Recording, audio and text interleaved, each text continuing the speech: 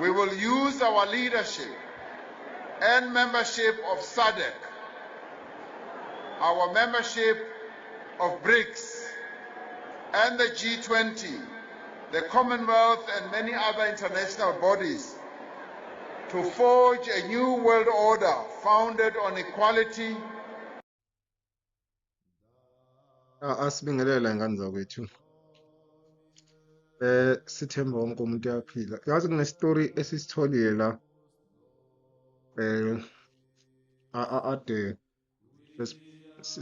sihostwe okunalo mfowethu lo usebenza okhosini ekuthiwa uTshathu uGodo wakwaNgobe. Nangu uvama ukusebenza noSelby wakaMkhize lo dume ngokuthi uSelbeyonce. Lolu hlelo luthi woza nabangani bakho.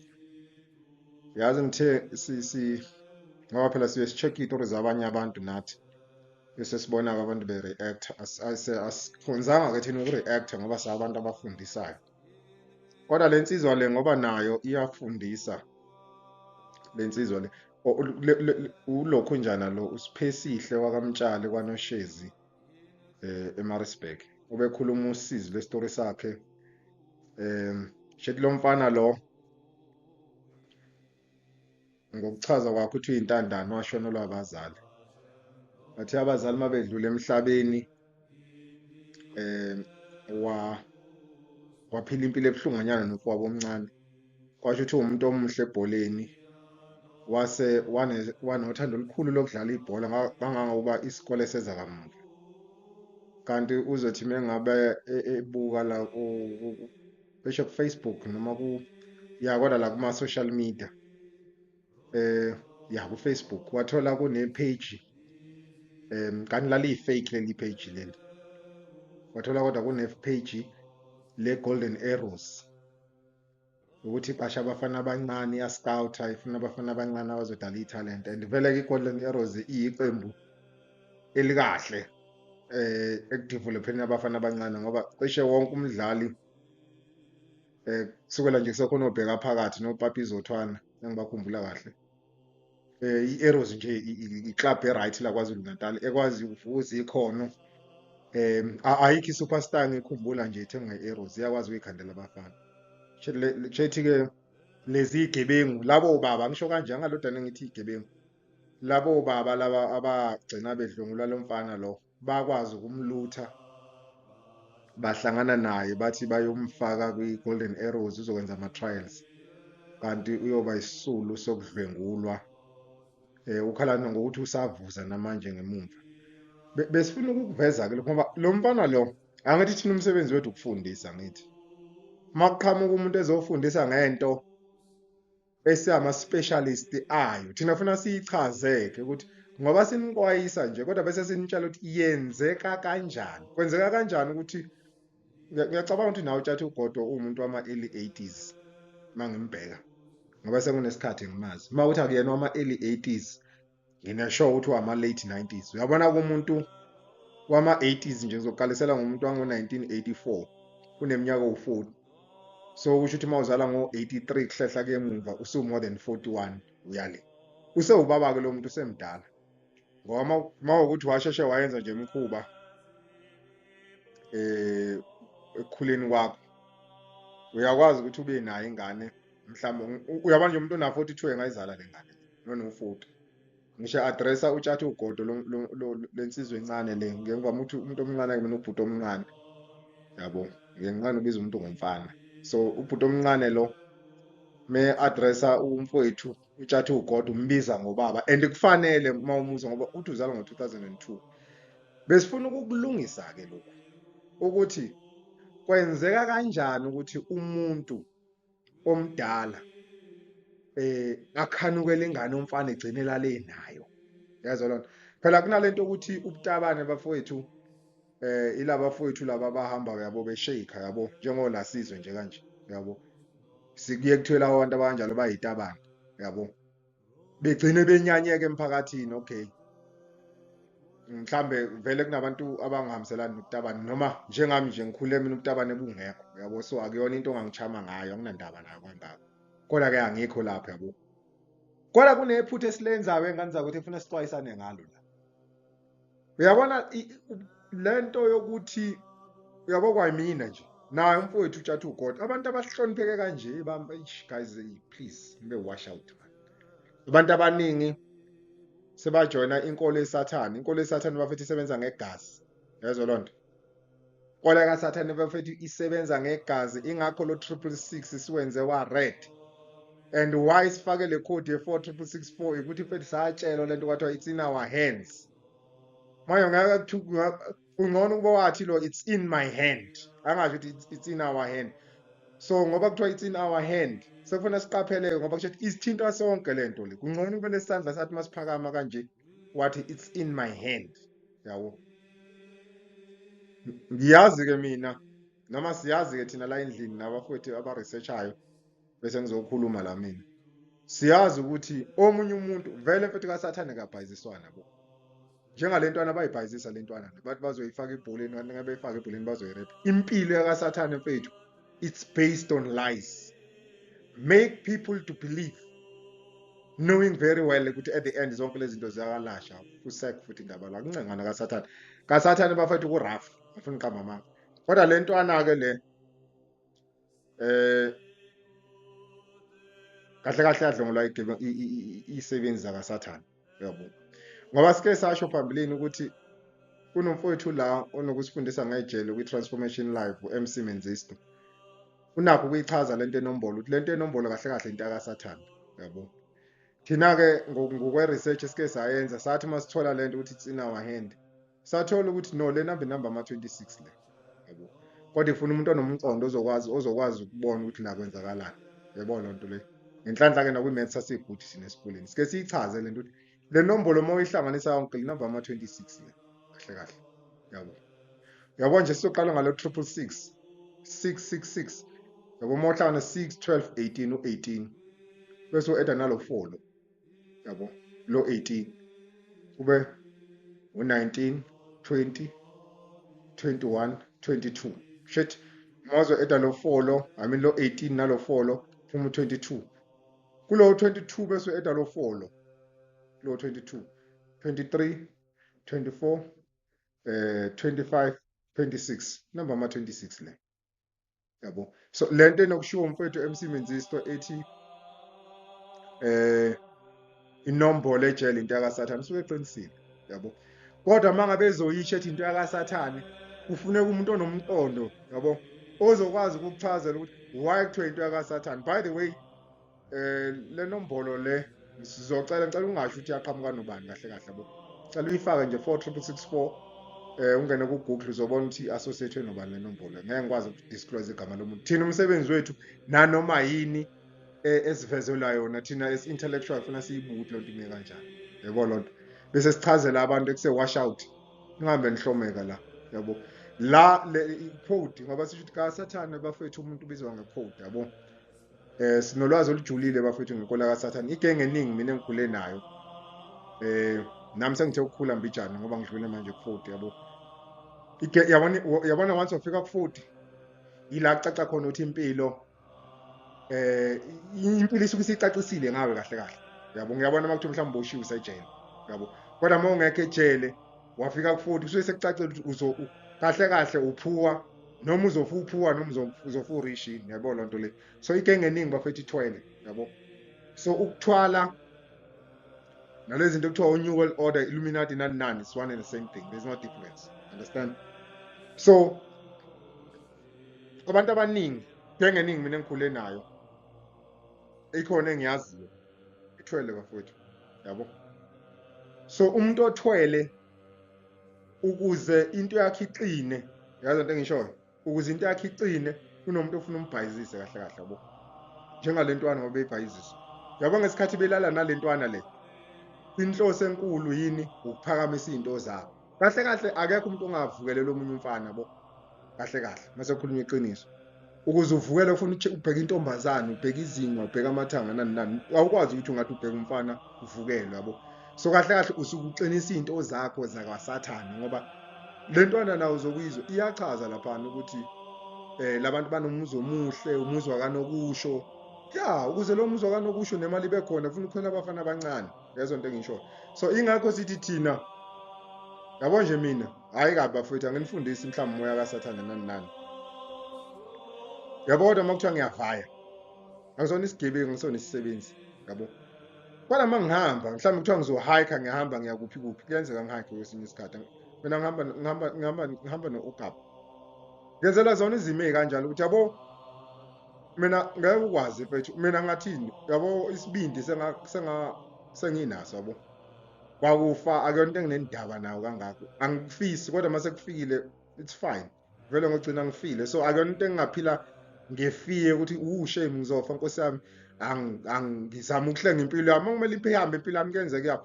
mina ngakwazi futhi ukungiforce futhi isinomi kanjani yabo ngoba kahle kahle siya understand thina la emhlabeni bafethu ukuphila ngenqubo yakaSathane lento ye New World Order bafethu ikhona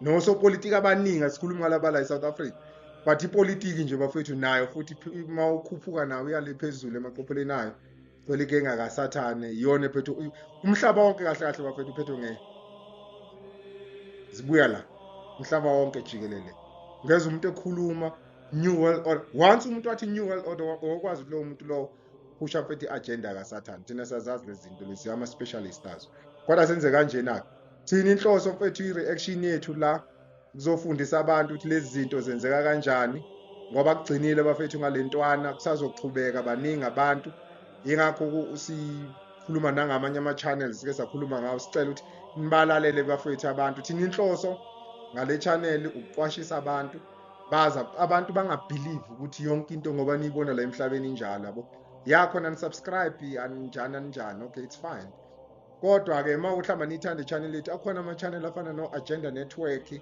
ama channel afana no Transformation Live afana no Radical Conversations nilalela into kanjalo ungajwayele ukubuka uMalema lana kuthiwa good speech esikhulunywa uMalema sibese sitrend into eyodwa sonke bafowethu kunezinto ezamanyala ezenzakalayo phina umsebenzi wethu ukufundisa ngalezo zinto nokuqwashisa izingane ezincane ikakhulukazi lezi egcwele ku TikTok uthi nibe careful bafowethu zonke lezi zinto ekuthiwa ama blessers izinja zonke izinja zakaSathane zonke lezo zinto lezo bakhona abafethu abachaza ngalezo zinto mawuthi sichazi kahle siyacela ukuthi nibanike attention ni subscribe nakulawo ma channels lawo kungabi nje ukuthi thina abantu abamnyama izinto ze entertainment usinike utshwala yezwa lonto le it's either usinike utshwala usinike lokho kunye sex isibhamu sidubulane yabo lonto le nokuhamba ke soba ohlama balezi zizwe seyigcwele la sihambe sithi sifuna umsebenzi sifukuze nabanye abafana so ezinye zezinto thina esesikhulile ake sikhulume ngazo abafethu bayinake lentwana ke nilalele ke shame iyakhala yenza yonke into but baningi abantu abasazokhala sine information deep kahle kahle thina esichazayo lana ukuthi bafethu inkolo yaSathane ikhona nizame ingane zakwethu ukuthi inhlonipho mani nayo ibe imbijana indlela awukwenje uhalf wakho ubekele inhlonipho omunye uhalf wakho ubekele nje ukuba inkayimani yabo futhi kume kanje kungahlukani yabo uze ungabhayiziseki ngoba manje inkinga ekhona mangabe inhlonipho izoba ningi kakhulu hayi mfowethu bokudlongola bakubulale futhi yabo ngoba ngisho ukuthi mina igona ngihlukani naye ngiyayiphatha ngihamba nayo yabo ukuthi mase ngifa mfowethu at least nami ngife noyi1 hle kahle ngoba into esesiyibambile thina nansi bafethu ngoba lento ekuthiwa it's in our hands Satanism lento le so akumele sifise kwezinja yabo phela emhlabeni sigcina sifile kodwa ke nansi into esifuna ukuyichaza la nansi esifuna ukuyichaza uyabona nje wena mfowethu wadlongolwa izisebenzi mfowethu zakaSathane mfowethu yabo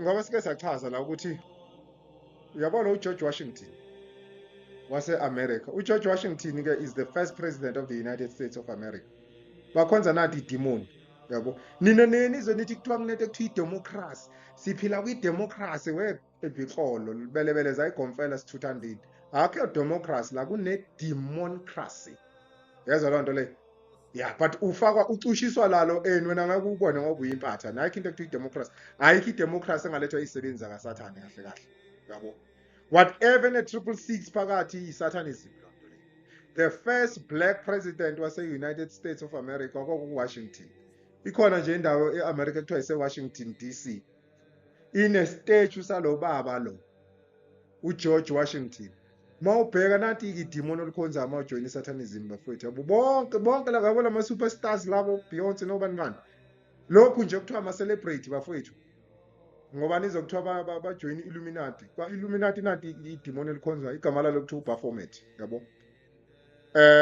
sike sakuchaza lokuphambilini ukuthi even ngisho abasentshonalanga bafowethu abayidla imbuzi ngoba imbuzi i-image yedemon abalikhonza yabo good greatest of all times umuhle ezikhathi zonke lo angithi yabo lonto le and uLucifer our Lord uSathane uwibani uNkulunkulu wethu ngisho izingane ezincane ingakho nalentwana bayibhayizisa ne izingane ezincane zonke ezikhona kufuna zikhonze lo bastard lo wale demon that is why nina impatha yabo nifundisa ukuthiwa lol yabona makuthiwa lol kaSathane usuke kuthandazwa yabo angithi umuntu omKristu uzothi oh Jesus angithi yabo lonto le oyiSathanist uzothi lol because usuke sephakamisa inombolo kaSathane lapho Lucifer our Lord Sathane uNkulunkulu wethu kaSathane sike sayichaza ke lento bafethu ukuthi ngoba sibona ama drugs engapheli once sa accepta le nombolo le sayivumela ukuthi ikithi it's in our hands sayivumela le nombolo le so isidlo sama drugs ne funa ukuthi nje ngoba singeke phela senziwe official ingakho ubona izinto ezifana nama drugs kungalweki kalula nazo ngoba isona sidlo sakaSathane devil rules upon God's servants uSathane kahle uphikisana nenqubo kaNkulunkulu uNkulunkulu uthi abantu abenze nje uSathane ethi khona mina la emhlabeni kuzokwenzeka kanje so uSathane ke ukuze abuse kalula phezulu kwezikhonzi kaNkulunkulu kufuneka lento ekuthiwa ama drugs devil rules upon God's servants akekho umuntu engamkhahlamezi lento ama drugs because namaphoyisa ayezama ukulwisana nayo mefika enkantolo afika ahluleke yabo bese nawe egcine ijoyina ke lento not ukuthi ayijoyine ngokuthi ahole aprotecte labantu labo abasuke bethengisa ama drugs yabo so ke once kwanama drugs kwi society vele makufika umuntu endlini yakho mhlambe ezogxekeza ezokwenza uzolwa naye once washona lo muntu ususenkantolo and uzoboshwa and nikhumbula ukuthi wonke umuntu osejele hayi ngoba elenzile icala inkantolo ekuthola unecala uthi icala lenzile noma ulenzanga into enganamsebenzi walutho ma inkantolo ikubuke yakuthola unecala uba necala hayi kodwa ukuthi ngoba nakho iyejele ngoba umgulukuthi no kungenxa ukuthi ezweni bafowethu siphila nganansi inombolo yakaSathane kahle yabo so njengoba sisho sithi the first president wase United States of America kwaku George Washington kwakuphoqa ukuthi ahlale njengolokhunjana njengoBaphomet njengedemon abalikhonzayo yabo nansi inombolo esishowed kusetshenzwa ngayo ngiyacabanga ukuthi nathi mzokwana siqala ukuthola idemocracy sabe sesithola nanansi inombolo kahle yabo asithanda ukuchaza ngayo kakhulu nawe mfethu ungayingenela ku-Google utype le nombolo le uzoyibona ukuthi mhlambe yasabela kanjani noma aqhamuka kanjani but nathi into ekhona na mhlambe uthi aqhamuka nanobani mhlambe kwesinye isikhathi kuzovezwa lokhu nina nikubona kuyiwash lokho sisendaweni kaSiphesihle Mtshali lezinto kufuna siyichaze noma izonibhora noma izonidina izinto ezenzakalayo nesazoqhubeka zenzeke and buka la ubani usopolitiki ngenza umzeke hayi kabi ngoba phela lezi zinto lezi yabona nje lento eyenzekele uSiphesihle Mtshali ne kumele ngazi kube mhlambe bonke oMEC nani yabo labantu ekuthiwa baphezulu mhlambe oprima yonke lonto leyo ufuze kube kuphansi phezulu ukuthungathwa labantu kuthiwa siphila kwi-democracy ngeke siwuvumele lo doti wenzeke no uzogcina ngakho ukukhuluma lapha noNotshathu Godo kuphele kanjalo futhi konke uSiphesihle Mtshali ne not uSiphesihle Msibi kunalo size kuthiwa uSiphesihle Msibi exhaphaza oTB Joshua kune documentary yaka BBC ekhona kunosisi wakithi la eSouth Africa wakamsibi wayebhazisa uTB Joshua nabo futhi oNotshathu Godo benalo mfowethu uSel Beyonce bam interviewer lo siyayibonga izinto ezikanje kodwa ngesikhathi sebenifundisa koSihle Msibi nalo mfowethu uSiphesihle Mtshali ukuthi bake bebhekana nezimo ezikanjani kumele nazi ukuthi why abantu benze kanjena isizathu ukuthi abantu benze kanjena guys inkolo kaSathane ikhona bafethu and isibuswa yiyo yabo nina nozokuthiwa new world order nizokuthiwa new world order leyo into i-agenda i-new world order i-agenda yokuthi la emhlabeni uSathane uzoqhuma kanjani yezwa loo nto leyo so i-target bafethu yingane njengoba sichaza by the way sifake iwash la sizolichaza brief yabo khona nizoba ne-understand ukuthi masithi lo mfana wadlongulwa izikhonzi zakaSathane sisho ukuthini kaSathane bafethu kusetshenzwa ngegazi yabo futhi uSathane uma umseva kahle awuboshwa. Yezwa into engisho. Kodwa wena mawungabulala umuntu oyisikhonzi sakaSathane uyaboshwa. Inkantolo ifica unecala. Uyabona nje labantu abadlungula lentwana ababoshwa futhi ngeke baze bacingwe baze batholakala ngoba bayisebenzi zakaSathane. Phela masilele ebusuku bafethu sicela ukusho lokhu kunabantu abangalala ebusuku. Masilele ebusuku kunabantu abashiya imizimba yabo bandize bemkhathini baginqa imoto ngoba nibona nje kumahliphihliphi kunjeni. Kunabantu abangalali nomfowethu lo awulali mfethu mawusebenzi zakaSathane bayazi abantu yabo. And I'm so grateful abantu sebeyaphumela manje obala. Yabo kunalo mfowethu nje obesebenza okhosini ebekuthi ubheka phakathi. Khona nje enye ivideo itrend omunye umfowethu echaza ukuthi yena uhlala nabantu esiswini abakhuluma naye wayekhuluma okhosini. Ikhona leyo video niyicheck ikhona. Nithi bheka phakathi the Illuminati nobona ukuthi nisesha kanjani kodwa kukhona umfowethu wachaza ukuthi bamjoyinisa iIlluminati imali unayo uGrand uSharp kodwa akabutholi ubuthongo bafaka akalala ebusuku ufuna ahambe eginqa imoto. Izinto ezikhona lezi bafethu ningayibukeli kude and zizonibamba zinihonte mawuthi nilibela lento okudaka utshwala ne-entertainment bese nithi abantu abafana nathi bayabhora uthi mawususenkingeni bese uhamba ukhamisa la uhamba uchaza kubuhlungu. Lento khona siyichaze bafethu kubuhlungu siyazazi thina lezi zinto silana-ke la sikhona yabo. Makuthiwa it's in our hand umhlaba bafethu uphethwe ngabantu abama-satanist yabo. Yingakho imibuso eminingi yabulawa ukuze ngene lento ekuthiwa i-government. AmaSulumane ame nge-Sharia law ngoba ayazazi lezi zinto amaSulumane. Ama-Arabs ayazi ukuthi umhlaba vele uphethwe ama-satanist. So nabo-ke base bathi bazomabona nge-Sharia law ngoba i-Sharia law ayinasikhathi i-Sharia law.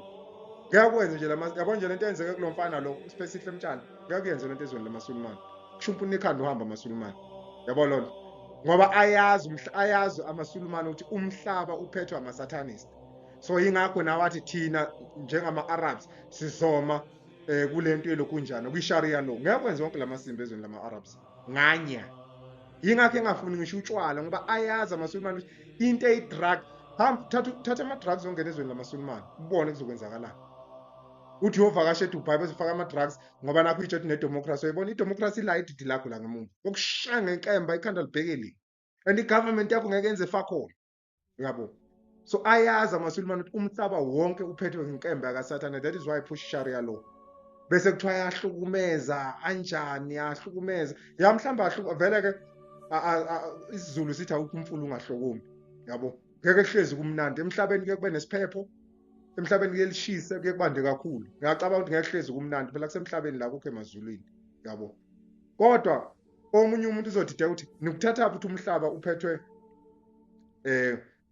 nge-satanism. Sike sachaza ukuthi i-666 vele i-satanism ngisho ufunde encwadini esambule eBhayibhelini sike sayichaza lo ngeke sichaza kakhulu mawuthi awuyazi join i-society yethu ucheck la inqwaba amavidiyo sesiwadedelela akhuluma ngalezi zinto. But sizobuka nje ngokuphazima ngokusheshsha ngoba siyazi isikhathi aninaso mjahili. Uyabona iwash leli ngoba kuthiwa it's in our hand already long time ago. Lento it's been in our hand uyabo. So mhlambe ngeke nizokuthiwa kunento ekuthiwa i-Bermuda Triangle. Bayazi abayikhonza kaSathane yabo. Konke ekuthiwa i-Bermuda Triangle. Kodwa ke lapho kuhlala ke inkunzimalanga zakhona ke yabo. Anyway yabo mawuzobheka lo 6 lo. Mawuthi awazi 666 isho i-satanism go man vele ungene la ku YouTube type o 666 meaning yonke lento bazokuchaza ukuthi i-satanism kanjani lo nto le yabo. But uyabona u6 lo no 12 mawuzothi 6 plus 12 phuma u18 yabo. U18 mawuzohlukanisa ngo3 ingakho yabo labo bastard abasonto kaSathane bayazi le sign isho ukuthini. It's either bayimisa kanje noma bayimise kanje bayazi usho ukuthini. Yona nombolo esebenza kakhulu ke kaSathane le u3 no4 no6 yabo. Kopha ngisho i-ID number. I-ID number yakho mayiqala mhlawumbe uzalwa ngo8 izofika ithi 80 bese ithi 1006 u6 lo. Phakathi nendawo bekhona inamba eziwu4 yabo. Ekugcineni bese kusala u3. Inamba esebenza kakhulu kaSathane u3 u4 u6 no2 noma esebenza but ehamba phambili kakhulu u4 u6 u3 izona number ehamba phambili kakhulu. U4 why u4 is because i-pyramid yabo. Yabona i-pyramid Illuminati pyramid inamaside ayi4 ephezulu esesayidini esesayidini bese uthi lo 4 lo bese kuba yileli hleli phakathi nendawo lishawo Jay-Z. That is why ivama uqala ngo4. lo 4 umele i-triangle onqantathu enehlo phakathi nendawo. That is why ivula ngo-4 ivale ngo-4 ukuthi yonke into ephila la emhlabeni bafethu funa ingene la, yabo, funa ingene la nehlo la phakathi nendawo. So that is why ke unumber 4 ehla ubhedu bese kuvalela le 666 phakathi. That is why kuthiwa uzokuthiwa masuna 18 years usewumdala. Ayikho into omdala wena masuna 18 years. It's because usungena ku-666 baba. Welcome to the new world order.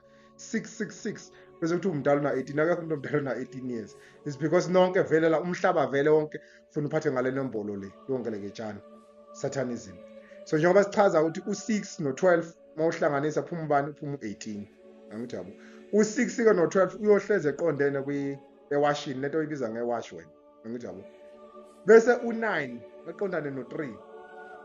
u9 plus 3 zibuyela ku12, yabo. Bese kuthi u9 minus 3 zibuyela ku6. Amagumba amane wonke omhlaba, ingakho uzokuthiwa amagumba amane omhlaba efuseka kumagumba amane omhlaba la. Nathi into ekhona amakhona abafethe Illuminati triangle awu3 wafaka ihlo phakathi nendawo kuma u4. That is why ke uzoba namagumba amane omhlaba. Zibuya ngalento le umhlaba wonke ugoqwe ngenombolo ye-satanism, yabo. Umhlaba masithi umhlaba mhlawumbe ukuze labantu ekuthiwa oso science uzokuthiwa bafundile efuseka ayikho lonto le. Umhlaba wona uround, umhlaba amanga leyo nto, abaso science banamanga, yabo. Ngoba sichaza ukuthi umhlaba wonke uphethwe nge-satanism, angithi this is a zodiac cycle, yabo. Mawungazi ukuthi yini zodiac cycle, hambe utype lapha ku YouTube bazokuchaza, sikwazi ukuyichaza uzobhora ukuthi yini zodiac cycle. Kwi-zodiac cycle, by the way, this is a zodiac cycle. Sizobuyela nalesi ngichaza mbijana bese sibaleka. Ngamanje isikhathi niyahlupha ngesikhathi. La u12 uqondene no6, u9 aqondane no3. Kunalezi zinto lezi kwe-mathematics bafowethu. Ingakho kwakuthiwa i-maths inzima ningayifundi. Babazi ukuthi nizohlakanipha nibambe lezi zinto lezi nithimisane. Kanti usathane ufuna nibhayizise, yabo. Njengalabo popayi abagcwala emasontweni. Oh my lord, oh my god. kaSathane igama elithi lord igama laqhamuka liqhamuka kaSathane kahle kahle. Legend of the Red Dragons. Mangabe usuphezulu kaSathane. Ingakho kudala mawuthi nabuka ama-movie slavery. Umuntu omnyama kwangamela agibele ihasha. Noke nibuke nje le movie ekuthiwa uDjango. Ekuthiwa omunye ubhuti nje udume kakhulu man, sengimlibele bayigama lakhe. Kodwa ithi Django, DJANGO, ithi Django. Anoke nibuke leyo movie. Umuntu omnyama ngekhathi zobandlululo kwangamele agibele ihasha, ngoba ihashi kaSathane into ephambili, yabo. Legend of the Red Dragons. Mangabe ngokusebenza kwakho usuphezulu kakhulu kunehasha oligibelayo lapha kaSathane. So that is why umuntu kwangamele agibele ihashi kahle kahle, yabo. So nina nazi ukuthi uLord uNkulunkulu, yabo. uLord uNkulunkulu. uLord kahle kahle umuntu osephezulu ngokubulala abantu, ngoba phela kaSathane kusetshenzwa ngegazi, yabo. Nothatha iy'nqumo, yabo. Mhlambe nenizwe kuthiwa enombolweni kunabantu ekuthiwa amagunya, yabo. Igunya eliphezulu ahlukene nawo, yabona. Masuphezulu kakhulu kuthiwa uLord. Lento ayayichazwe MC Menzisto ngomunye uNkulunkulu okhonzwayo la obizwa ngoMadakeni enombolweni, yabo. So lento kaLord kahle kahle umuntu othatha iy'nqumo, hayi ukuthi uNkulunkulu kahle kahle, yabo. kaSathane nje akwayo into ekuthiwa lokhu nyana. uNkulunkulu kaSathane uLucifer, njengoba ubona kubhaliwe la ukuthi Lucifer our Lord, uyabona. Uyena uNkulunkulu wethu omkhulu kaSathane mangabe uyisikhonisa kaSathane. Ingakho noma uye enkantolo ufice amajaji amakhulu kuthiwa my lord, my lord, my lord. Angithi yabo phela lo muntu unamandla, ngoba zike yichaza ezinye iy'nsizwa ukuthi ejele, hayi ukuthi uma usejele ukuthi ingoba ulenzile icala usuke utholwe yilabantu labo ukuthi icala ulenzi noma ungalenza. Inqoba abantu abahleli emajele amacala abangawenzanga, ngoba yonke lento yakha vele umhlaba wonke uphethwe yi-satanism. Ingakho sithi bafowethu, be wise and repent. So uyabona uma uzobheka u1 sibuyela kule nto ye-mathematics ukuthi i-angle ephezulu iya-corresponda nangapha nengapha iya-corresponda nengapha, uyabo. So uma uzobheka u1 corresponda no7. Uma uzothi 7 minus 1 phuma u6 kube u2. u2 corresponda no8. Uma uzothi 8 minus 2 phuma u6 kube u3. u3 corresponda no9. Uma uzothi 9 minus 3 phuma u6 kube u4. u4 corresponda nobani no10 mawuzothi 10 minus 4 kuphuma ubani u6 kube u5 u5 corresponda nobani no11 mawuzothi 11 minus 5 kuphuma u6 bese sizoyivala la ngo6 u6 corresponda nobani no12 mawuzothi 12 minus 6 kuphuma ubani kuphuma u6 umhlaba wonke bafowethu phethwe nge666 yabo and lento le lento le esiyibona la lento esiyibona la iyona econtroller noma ephethe umhlaba. That is why bethi it's in our hand. So far wena uyayibuka la esandleni sakho ne, but into ekhona kufuna ingene egazini lakho. Nanso into besifuna uyichaza. Fana nayo yonke lento besiyichaza yabo uma ufuna ukuyibona kahle ukuthi usuke ngafaka i-image yami la ukuze ningibone ngalonisa ningibone. Yabo nje ngala u2 uqondene no8 u7 uqondene no1 kanjalo kanjalo iyona into besiyichaza ngala nina nithi nina i-star sign sami i-Scorpio i-star sign zenu lezi akho star sign la akho star sign la wena nje this is a zodiac cycle kahle kahle yabo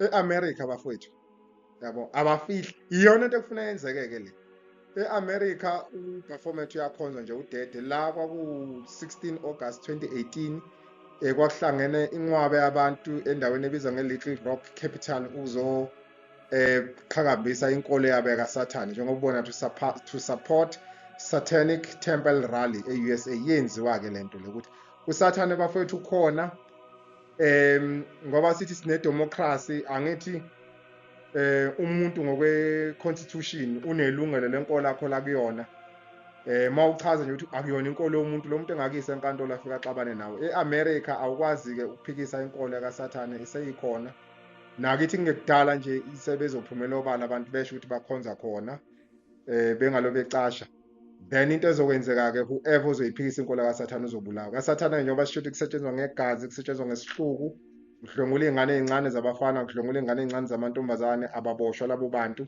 futhi noma ake ngithi abalandelelwa ngoba kahle kahle uma kuthiwa kune justice bonke labantu abadlwengula lo mfana kaMtshali bekufuna ababoshwe kodwa ngeke beze belandelelwe ngoba ebusuku mase silele bayahlangana labantu benze imikhubo yabo yakaSathane la mawuzo-check la okay mawuzo-check la mawuzo-check la sorry kancane khona kungiphazamisa la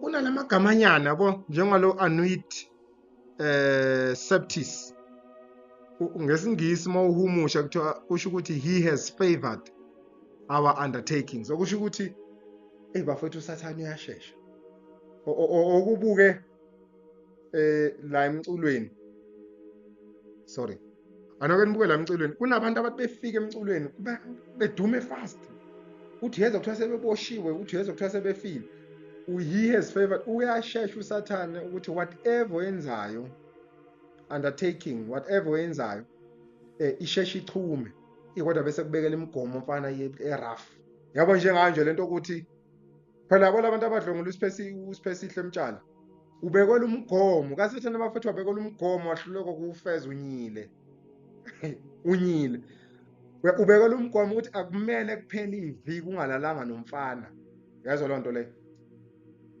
uzoyithola impela imali kodwa kunezinto unemigomo ezobe tight once wangayimithi itarget abakubekele yona seyinjeni semasimbeni so that is why ku create ama account vele ingane uyabona nansi into eyenzakalayo kunemithetho ebekiwe la ukuthi ebekiwe ebukeka imihle yabo umuntu onomqondo olula ukubona ukukuhle ati ayikhonke loo nto le yabo mawungabheka esikhathini esiphila kusona zonke izingane whoever onengane akathandani noma wengane yabo ngisho singahlala phansi sibuza ukuthi ubani umuntu osathandana nomama wengane yakhe yokuqala ungabuza abesifazane ubuza abesilisa ayisekho lento ama families kufuna divide phakathi ukuze ingane ephila impilo erough khona kuzoqhamuka labantu laba abayikhonza kaSathane benze ngathi bazoyisiza lezo ngane kanti bazoyihlukumeza bangithi yabo loo nto le into eyenziwe leyo strategically njengoba sithi ukuthi ebusuku bafethu manilele kunabantu abangalala abahlanganayo emkhathini ukuthiwa nathi imithetho ezoshawa. That is why ubonile ukuthi mangabe uzoba kwegovernment kahle kahle njengo George Washington kwafika lento ekuthiwa igovernment bafethu isuke ihamba nalento ekuthiwa i666 konke ke lokho uvuco lisuke selilandela ngemumva suke selihamba kulo ma footstep alo muntu lo okuyena okwafaka ngayo inombolo ye-satanism noma yakaSathane uyabo. Njengoba ubona la kubhala ukuthi a new order of the ages yabo, which is a new world order, ukuthi kahle kahle lento ukuthi nilinde uJesu uzobuya ezonenzani nani yonke lonto lanilindele akho yonke lonto lezokwenzeka nansi yilento yani ye-satanism ukuthi wonke umuntu ufuna ngene kwi-satanism. Njengoba sichaza ke ingane zakwethu ukuthi sesekugcineni abantu abanjengoSipesihle Mtshali basazovela bezonichazela nama-documentary akhuluma ngo-DP Joshua zonke lezi ihlama lezi eniyibonela I receive papa I receive ama-satanist yonke lonto le. What are you receiving? Bonke i-satanism bafethu isiphethe and isazosidestroya. That is why sithi thina sanikhanyisela laba fowethu njengoba sithi ungathi number 1 ungahlukani namasiko. Inkolo ezothi ihlukana nesiko lakho inkolo yakaSathane, ngoba once wahlukana nesiko lakho wathuka amadlozi akho wabiza ngamadimoni azoxhela eduze kwakho, satanism izongena kalula yabo. Number 2, alikho idlozi noma uNkulunkulu wesinye isizwe ungasebenzele esinye isizwe ayikho lonto le yabo. Abelungu babesibhayizisa ayikho lonto le yabo. Nje uJesu ngoba umJuda nje kanje cishe uzonaka amaJuda kubo, sike sayichaza lonto le ukuthi uJesu uyinkosi yabaJuda hayi amaZulu yabo. Ngoba ususwa wena osikweni impilo lakho nakwimvelaphi yakho kwenzelwa khona ukuthi isatanism ikubambe kalula yabo. Noma ungampambi uthi uya kumaSulumane, amaSulumane ama-Arabs kahle kahle nina nabantu abamnyama yabo. Ingakho uzofica namandi yenza izinto zawo manje nina nafa kwebugcilini nina abantu abamnyama for more than 500 years, ngoba belungu ngisike sasho ukuthi bafika ngo-1488 la nathola lokhu mhlawumbe 506 years and above nisebugqilini. Kodwa akekho umuntu ofika wakhuluma nani ukuthi lokhu okwenu, lokhu akusikhona okwenu, lokhu kwafika negebengu tshelani ingane zenu ingakwenzi. Nisafufutheka namanje nisihamba ngalowo line lo. Ingakho nibhayiziseka kalula yabo. So we are a house of radical intellectuals. We are in touch with sad reality. Izinto esikhuluma ngazo bafethu azikho sharp. Siyayicelela futhi ukuthi mhlawumbe mawukuthi anisizwa kahle lento esichazayo, akhona ama channels nathi sesiwalalele asiza abantu bakithi afana no Agenda Network, afana no Transformation Live, afana no Radical Conversation namanye. Naye umfowethu lo uSelbeyonce beno Tshatu God banakho ukuqhamuka nezinto ezisiza abantu. Nibalalele mabekhuluma ngalezi zinto. Thina umsebenzi wethu ke ukunitshela ukuthi why abantu benza lezo zinto. Why benza lezo zinto? Because la emhlabeni busa inkolo yakaSathane. Ngalawo mazwi bafethu siyabonga ukuthi nisitsheleke indlebe. Singalibali-ke uNkulunkulu uyabathanda abantu abagcina usuku lwesikhombisa. uNkulunkulu uyabathanda abagcina isabatha. Uzuligcineke nawe kanye nabendlu yakho bonke. Siyabonga.